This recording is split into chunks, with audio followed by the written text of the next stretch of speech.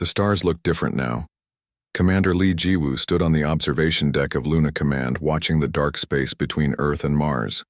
Somewhere out there, death was coming. Not the quick death of a bullet or bomb, but the slow, methodical death of an entire species. The message had arrived 3 days ago. A simple broadcast in broken human language. Surrender or die. You have 7 days. The voice belonged to something that had never breathed Earth's air or felt its sun. The Vorthak Empire had found humanity.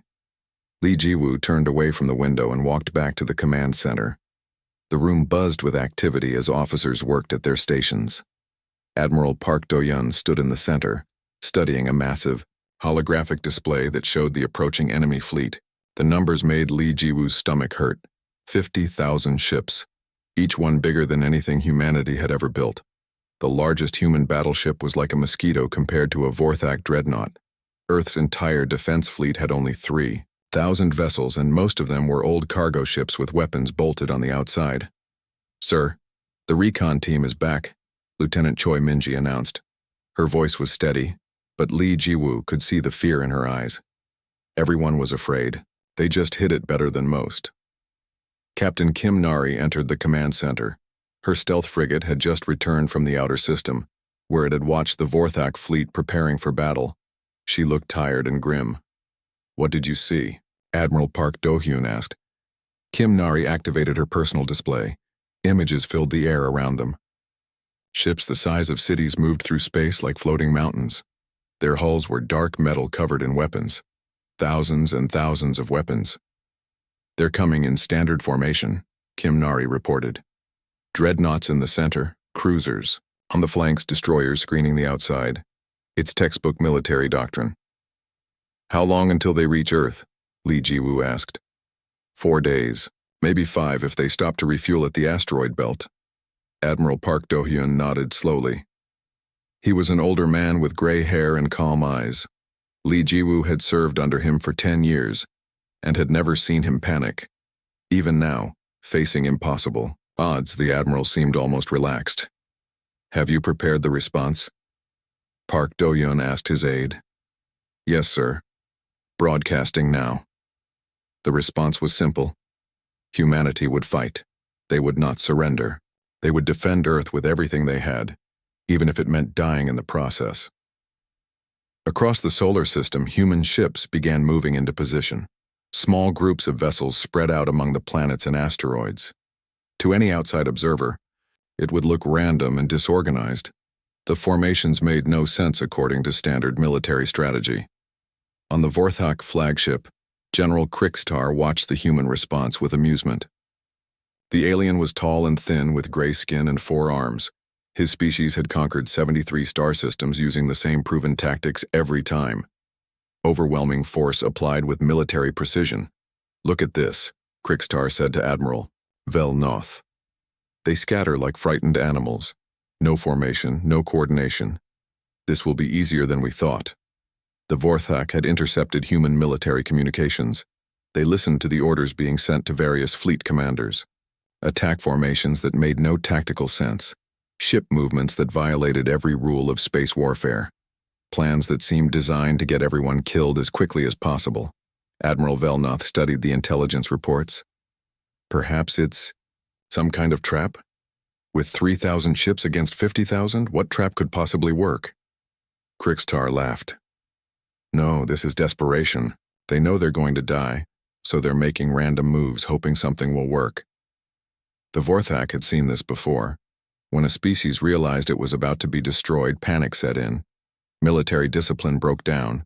Ships would flee, in all directions or charge straight into enemy guns. Either way, the result was always the same. Back on Luna Command, Admiral Park Do-yeon met with his senior staff in a secure briefing room. The walls were thick metal, lined with materials that blocked electronic signals. No one could listen to what was said inside. "You all know why we're here," Park Do-hyun began. "In 4 days, the largest invasion force in galactic history will arrive at Earth.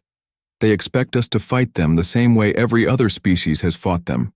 They expect us to lose the same way every other species has lost." He activated a display showing Earth's defense plans. The formations looked chaotic and suicidal. "This is what they see," he continued.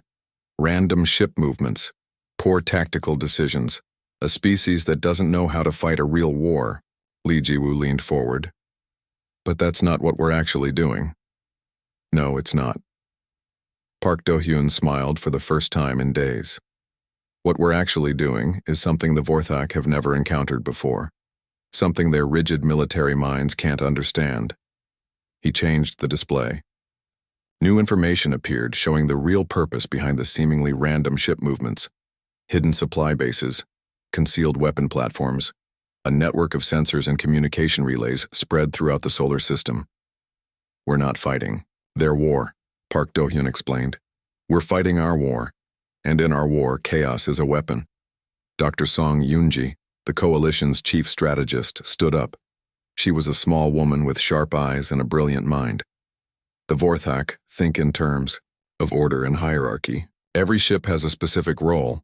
Every commander follows orders exactly. It's made them incredibly successful, but it's also made them predictable," Li Jiwu added, beginning to understand. "Exactly. They can't imagine a military force that doesn't work the way theirs does. So when they see our ships moving in patterns that don't match their doctrine, they assume we're incompetent instead of different." The meeting continued for 2 hours. By the end, every officer understood their role, in what Admiral Park Do-hyun called David's Gambit. Like the ancient story of David and Goliath, humanity would win not through strength, but through using the right weapon at the right time.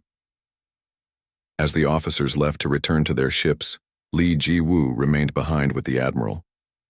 "Do you really think this will work?" Li Jiwu asked. Park Do-hyun looked out the window at the stars. "I think we're about to find out what happens when an unstoppable force meets an unmovable object. The Vorthak have never lost a battle, but they've also never fought humans before." In 2 days, the greatest test in human history would begin. 50,000 alien ships against 3,000 human vessels. Order against chaos, proven tactics against desperate innovation. The Vorthak generals were still laughing. But their laughter would not last much longer. The Vorthak armada entered the outer solar system like a dark cloud blocking out the stars. General Krikstar stood on the bridge of his flagship, watching the sensor displays with satisfaction. Everything was going according to plan. "Human fleet. Positions?" he asked. "Scattered throughout the system, sir," his aide reported. "No clear defensive formation. They appear to be in complete disarray." Krikstar nodded.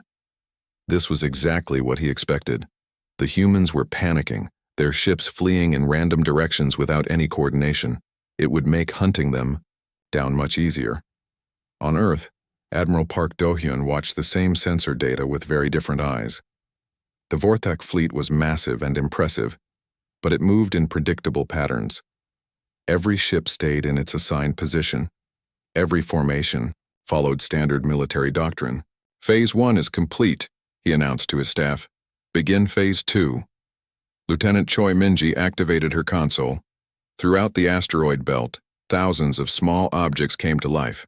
They looked like pieces of space debris, but each one contained sophisticated sensors and communication equipment. The Vorthak had passed right through them without noticing. "Drone network is active, sir," Choi Minji reported. "We have full sensor coverage of the enemy fleet. These drones were not weapons. They were something much more valuable: eyes and ears." Every movement of every Vorthak ship was now being recorded and analyzed. The data flowed back to Earth's computers, where advanced programs began studying the enemy's behavior patterns. Captain Yoon Hyun-woo prepared his squadron for the first engagement. His ships were small and fast, designed more for reconnaissance than fighting. But today they would attack one of the most powerful fleets in the galaxy. "Remember," he told his pilots, "this isn't about winning, it's about learning." The attack began at dawn, Earth time. 20 human ships charged straight at the Vorthak vanguard. To anyone watching, it looked like suicide. The alien ships were 50 times larger and had shields that could absorb tremendous damage. "Foolish," Admiral Velnoth muttered as he watched the human ships approach. "They're throwing their lives away for nothing." The battle was brief and one-sided. Human weapons fired desperately at Vorthak shields, doing almost no damage. The alien return fire was devastating. Within minutes, half of Yoon Hyun-woo's squadron was destroyed. The surviving ships retreated quickly, leaving behind only wreckage and the impression of a failed attack.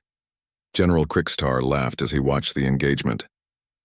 Is this the best they can do? Their tactics are worse than children playing with toy ships. But in the secure command center on Luna, Dr. Song Yoonji was smiling. The attack had been perfect, not because it succeeded, but because it failed in exactly the right way. Data collection complete, she announced. We now have detailed scans of their shield frequencies, weapon systems, and defensive protocols. Every shot fired by the human ships had been a sensor probe disguised as a weapon. Every moment of the battle had been recorded and analyzed.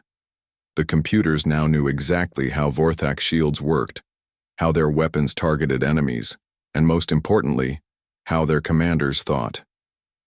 Their response time is 2.3 seconds for standard evasive maneuvers. Dr. Song Yoonji continued reading from her reports. Shield rotation follows a predictable pattern. Weapon targeting prioritizes the largest threats first. Captain Yoon Hyun-woo returned to base with his surviving ships. He had lost good people in the attack, but their sacrifice had not been meaningless. The data they gathered would save thousands of lives in the battles to come. How do you feel about being called a coward by the enemy? Admiral Park Do-yeon asked when Yoon Hyun-woo reported in. Better a live coward than a dead hero, sir, Yoon Hyun-woo replied. Besides, we'll see who's laughing when this is over. The Vorthak fleet continued its advance toward Earth. Their formation was textbook perfect. Heavy ships in the center, fast ships on the outside, support vessels protected in the rear. It was the same formation they had used to conquer dozens of worlds. Admiral Velnoth studied the tactical display. The humans are continuing to scatter. Some groups are moving toward Jupiter, others toward Mars. There's no pattern to their movements. Good, General Krikstar said. Scattered enemies are easy to defeat. We'll hunt them down one group at a time. What the Vorthak didn't realize was that every random movement was carefully planned. Human ships that appeared to be fleeing in panic were actually moving to predetermined positions. What looked like chaos was actually the most complex military operation in human history. Engineer Ko Jin-wook worked frantically in a hidden base on one of Jupiter's moons. Around him, civilian cargo ships were being converted into something far more dangerous.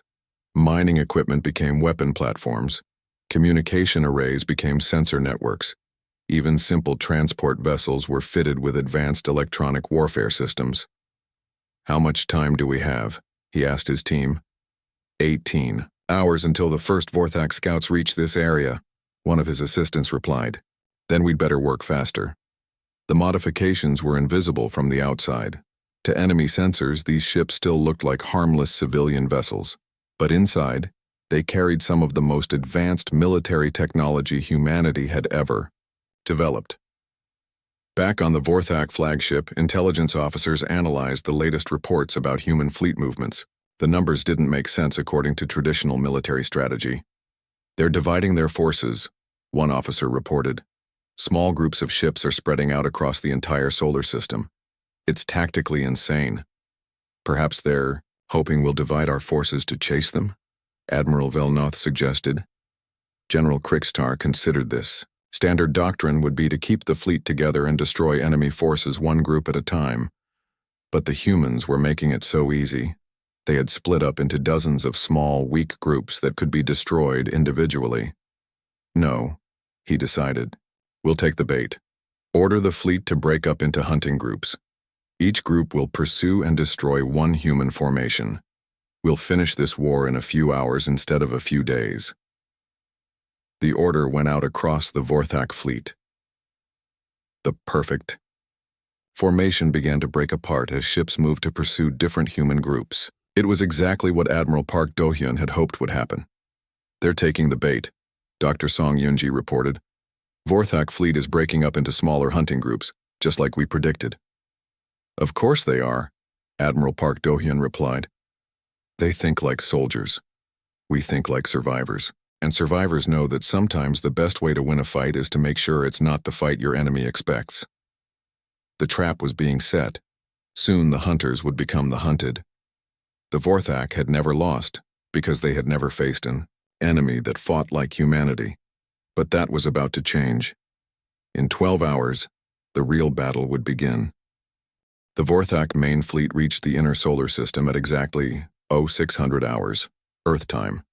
General Krikstar ordered his ships into their standard planetary siege formation.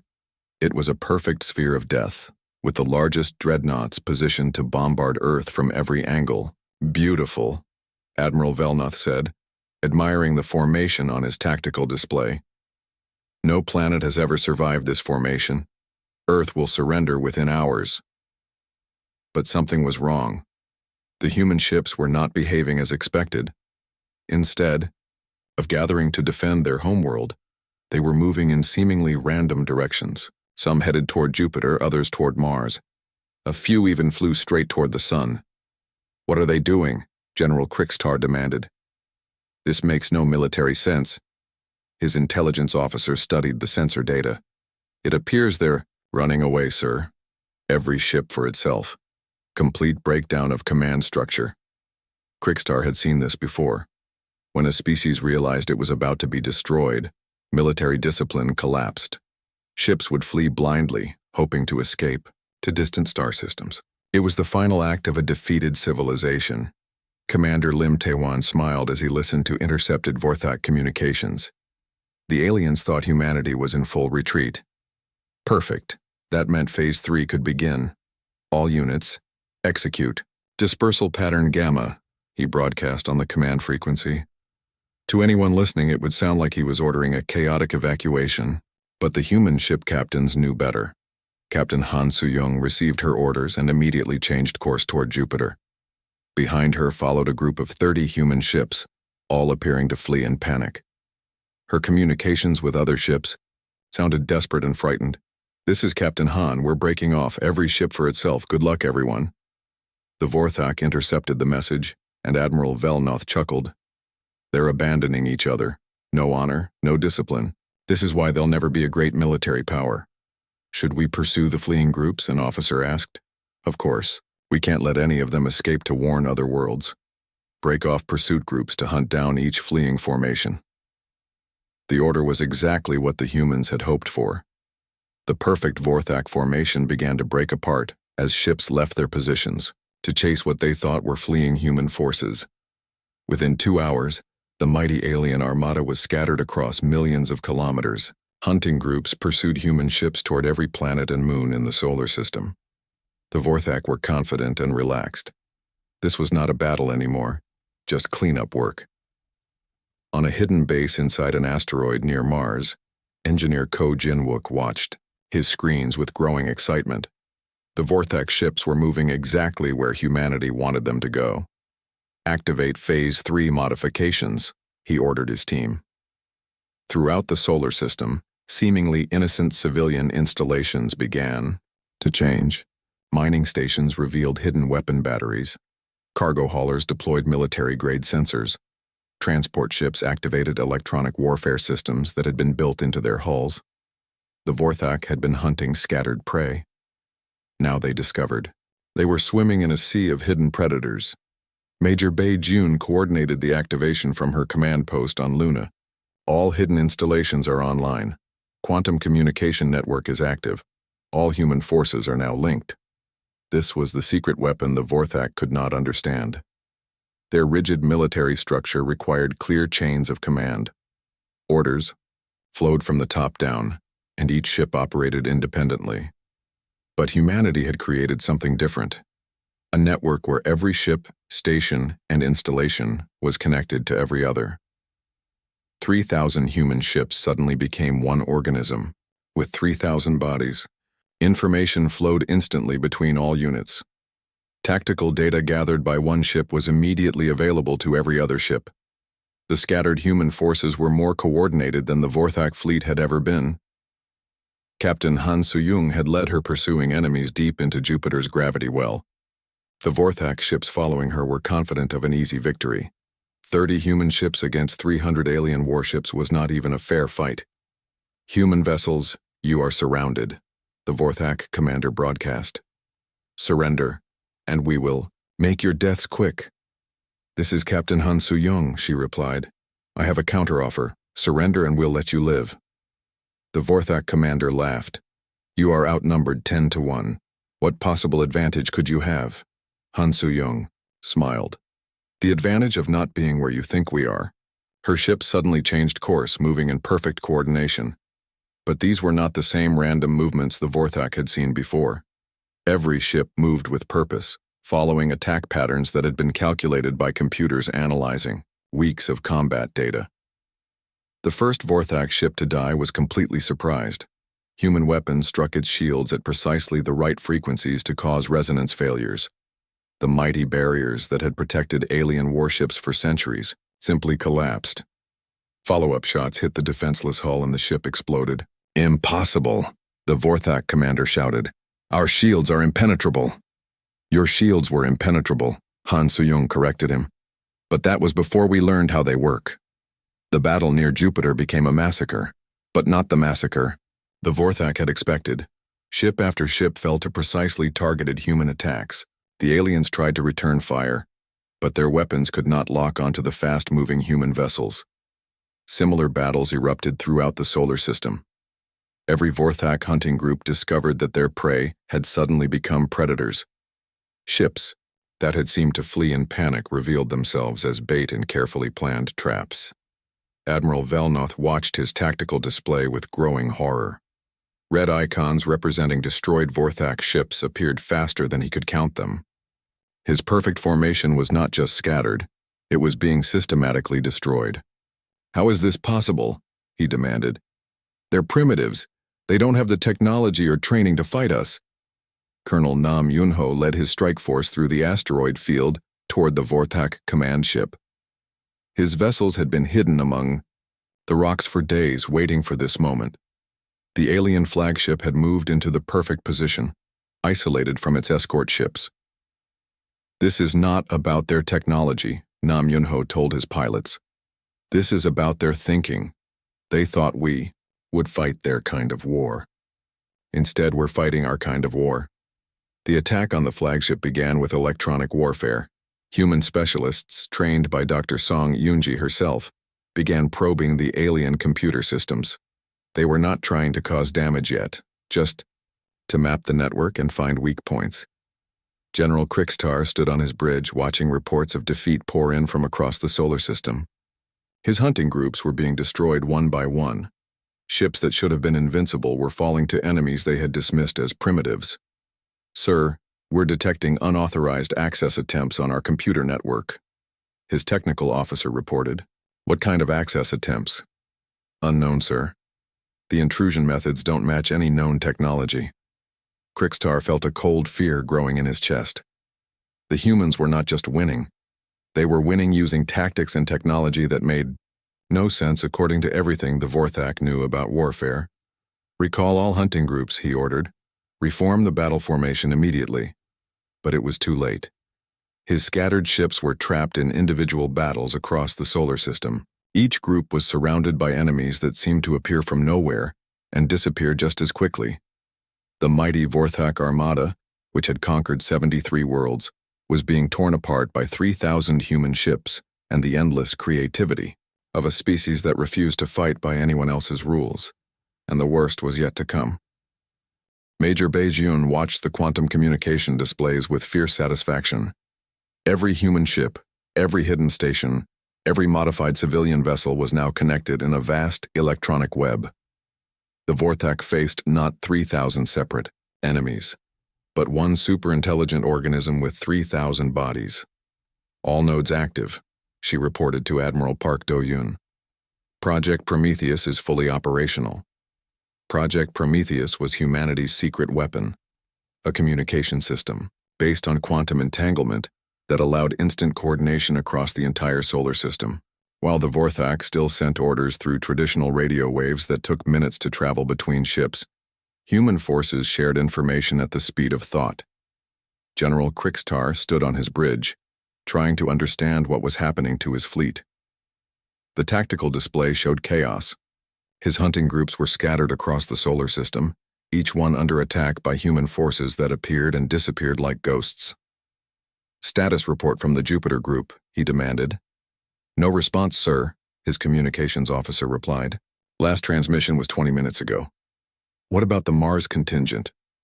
"Also silent, sir." One by one, his hunting groups were going dark.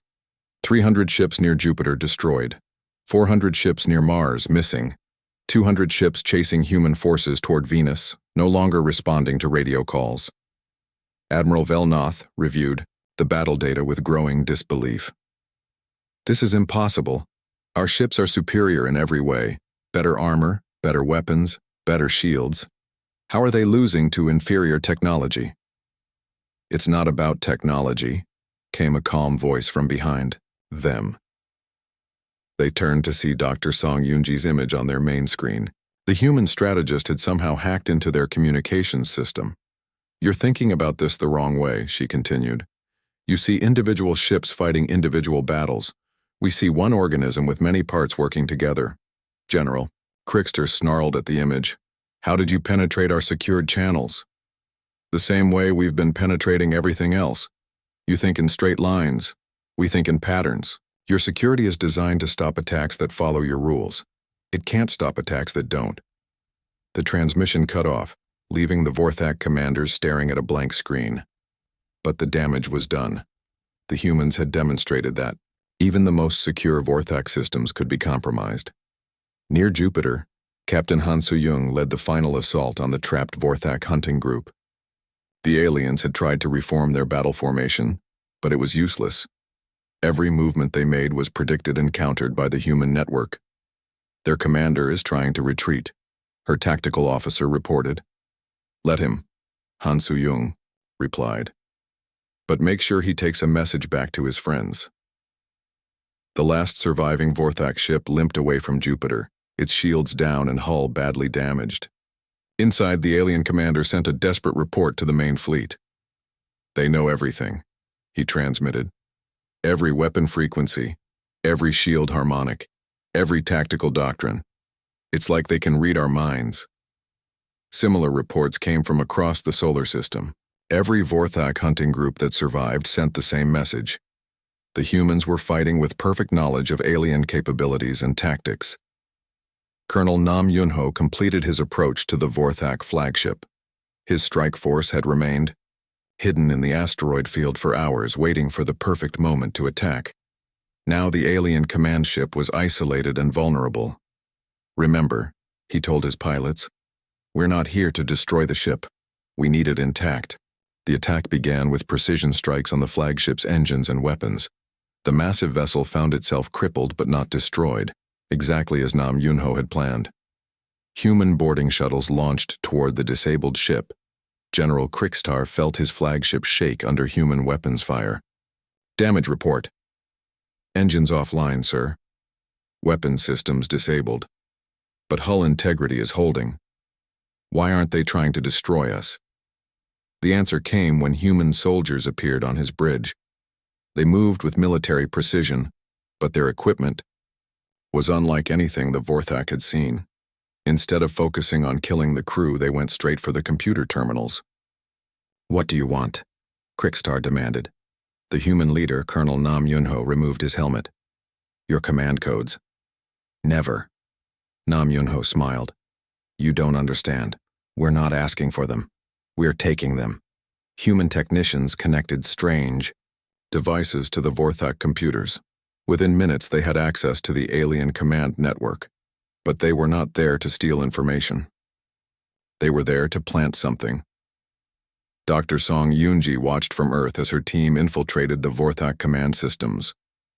This was the masterpiece of her career, a virus unlike any ever created. Not a computer virus that attacked machines, but a psychological virus that attacked minds. "Upload complete," Nam Yunho reported. "The package is in their system." "Excellent," Dr. Song Yoonji replied. "Begin Phase 4. The virus spread through the Vorthak communication network like wildfire. but it did not damage computers or delete files. Instead, it did something far more devastating. It created doubt. The program began sending false orders throughout the alien fleet. Ships received contradictory commands from multiple sources. Some were told to advance, others to retreat. Some were ordered to attack human positions, others to defend empty space. Admiral Velnoth watched in confusion as his tactical display filled with conflicting information. "Command, please clarify our orders. We're receiving multiple instructions." "This is Command," came the reply. "Maintain current position and prepare for bombardment." "Negative, Command," came another voice. "All ships are to retreat to the outer system immediately." "This is the real command," said a third voice. "Ignore all previous orders. Begin planetary assault." Velnoth stared at his communications console. 3 different voices, all claiming to be legitimate command authority, all giving different orders. In a military culture based on rigid hierarchy and absolute obedience, this was worse than enemy weapons. Throughout the Vorthak fleet, the same scene was repeated. Ship commanders received orders from multiple legitimate sources. Some followed the first order they received. Others waited for clarification. Many simply stopped moving altogether, paralyzed by uncertainty. The psychological virus spread confusion and doubt through the entire alien armada. Ships began firing on each other, following conflicting orders to attack different targets. What had been a coordinated military force became a chaotic mob. General Krikstar watched his fleet tear itself apart, and finally understood what had happened. The humans had not beaten them through superior technology or tactics. They had beaten them by turning the Vorthak's greatest strength into their greatest weakness. "They're using our own obedience against us," he realized. "Our ships trust command authority absolutely, so when they create false command authorities, our ships follow those orders without question." Admiral Park Do-yun stood in the command center on Luna, watching the tactical display with quiet satisfaction. The mighty Vorthak armada was destroying itself, torn apart by its own rigid structure. "Sir, we're receiving surrender requests from individual Vorthak ships," an officer reported. "How many?" "Dozens, sir. Their fleet command structure has completely collapsed." Park Do-yun nodded. "Accept surrenders from ships that power down their weapons, but maintain full alert. This isn't over yet." The battle was nearly won, but the final phase would be the most dangerous. A wounded enemy was often more desperate and unpredictable than a confident one, and General Krikstar still commanded thousands of ships, even if he could no longer coordinate them effectively. The end game was about to begin. The final phase of David's gambit began as the sun rose over Earth. Admiral Park Do-hyun stood before the great display screen in Luna Command, watching 50,000 alien warships tear themselves apart in the darkness of space. The psychological virus had spread through their entire fleet, turning order into chaos and command into confusion. "Dr. Song," he said quietly, "initiate the endgame protocol." Dr. Song Yoonji nodded and activated her console. The virus in the Vorthak computer systems evolved, becoming something even more devastating than false orders. It began broadcasting fabricated intelligence reports throughout the alien fleet. "Enemy reinforcements detected," the false reports claimed. "Human fleet strength increased by 500%. Multiple star systems sending aid to Earth." The lies spread through the Vorthak network faster than their commanders could verify them. Ships that had been fighting each other suddenly received reports that massive human fleets were approaching from every direction. The psychological pressure on alien crews, already stressed by conflicting orders, reached the breaking point. Admiral Velnoth tried desperately to maintain control of his section of the fleet, but every order he gave was contradicted by false commands from the virus. His ships no longer trusted any communications, including legitimate ones. "Sir, we're receiving reports of enemy fleet movements from all sectors," his tactical officer reported with panic in his voice. "How many ships?" "Sensors show. This can't be right, sir. Over 200,000 human vessels approaching our position." Velnoth knew it was impossible. Earth couldn't have that many ships, but his sensors were showing massive formations approaching from every direction. The virus had learned to manipulate their detection systems, creating phantom fleets that looked real to Vorthak equipment. General Krikstar realized what was happening, but it was too late to stop it. "It's all lies," he broadcast to his remaining forces. "The sensor readings are false, the orders are fake, don't trust anything." But his words were lost in the chaos. His own message was just another voice among hundreds, all claiming to be the real command authority. The Vorthak fleet had lost the ability to distinguish truth from deception. Commander Oseogen watched from his position near Mars as the climax approached. Vorthak dreadnoughts, each the size of a city, began firing on their own support ships. Convinced they were surrounded by enemies, alien crews attacked anything that moved. "It's incredible," he reported to Admiral Park Do-hyun. "They're doing our work for us, we don't even need to fire another shot." But the humans were not content to simply watch. Captain Kim Nari led a final assault on the Vorthak command structure. Her mission was not to destroy the alien flagship, but to capture General Krikstar alive. "Why do you want prisoners?" Colonel Nam Yunho asked over the communication link.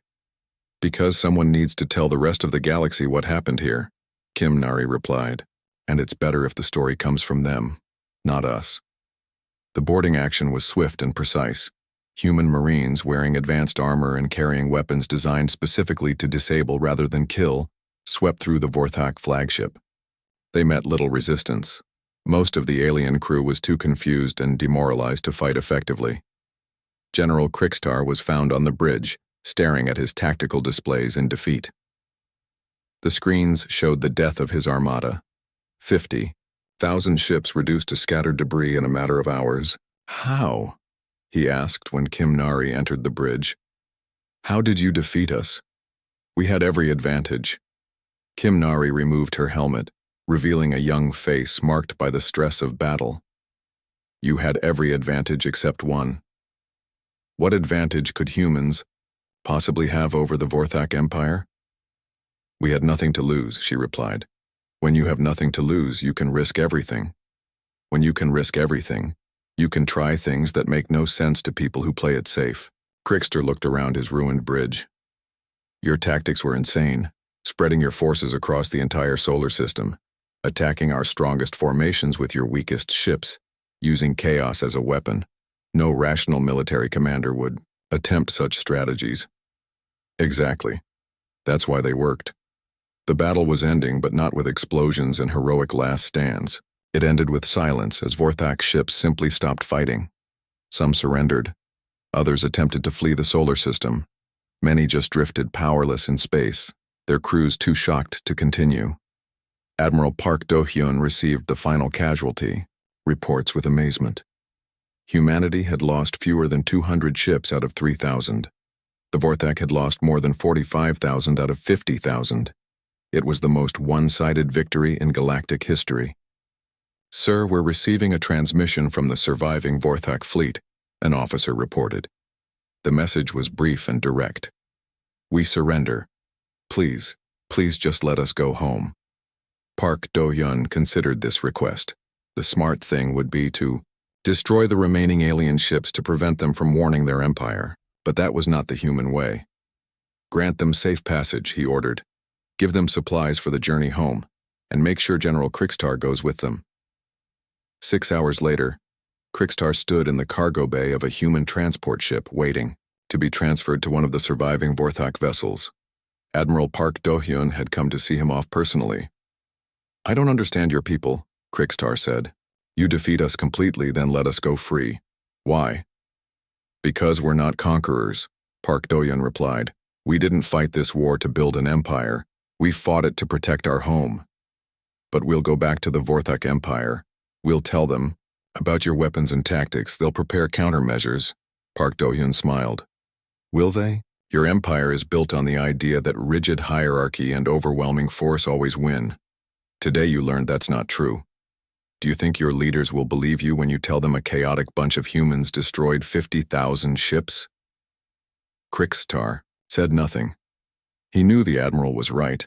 The Vorthak High Command would never believe that their perfect military system could be defeated by what they saw as primitive disorder.